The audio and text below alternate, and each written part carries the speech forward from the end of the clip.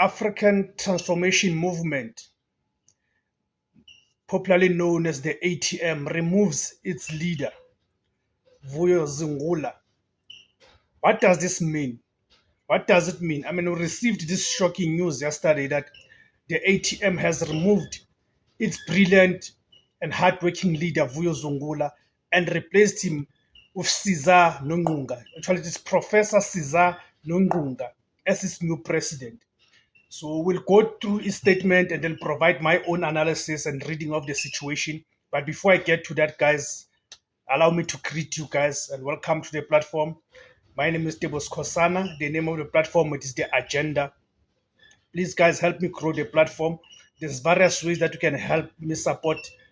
Can help me grow the platform. Firstly, by subscribing, but not just subscribing, by clicking the notification bell. So each time I publish a video, you get notified.